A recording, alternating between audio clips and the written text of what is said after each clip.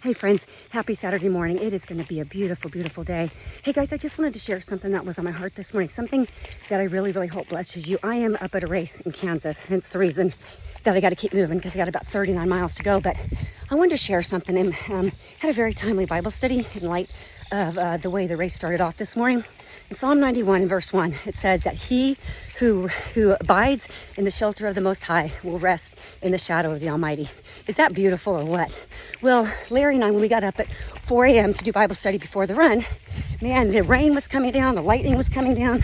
This had not been in the forecast, but we weren't worried. We checked the forecast and it was going to move out.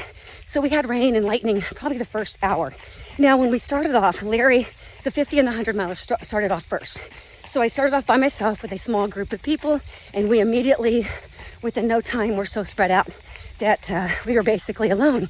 And it was so dark because of the rain that had moved in that I couldn't see my hand in front of my face without a lamp. And of course, we're in a tunnel like this, and it's very dark, and it can be easily to be afraid because your senses are on high alert and you're hearing things go off. But you know, rather than be anxious, my heart was at such peace. My heart was at such rest because I rested in the shadow of the Almighty.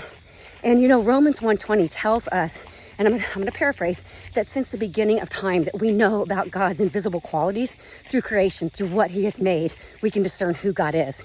So we are without excuse for not knowing God. There's no excuse for us not knowing God. And as the lightning was going all around me, I couldn't help but remember that a lightning bolt, one single lightning bolt, has 100 million to a billion watts of power. Do you just love that or what? But speaking of nature, I'll bring it back to the shadow of the Almighty. I was researching that this morning, and a basic elementary education graph showed me that wherever the shadow, where the sun shines on a building, in this case the shelter, depending on what time of the day it is, it'll either shine in front, behind, or on the side. And it's such a reminder that read Psalm 139. It's a beautiful description of how well God knows us and how he hems us in. But God goes before us, behind us, and beside us. So we have nothing to fear. And if you go down, read the rest of Psalm 91. The psalmist was very, very clear that though 1,000 fall before him and 10,000 at his right side, he had nothing to fear.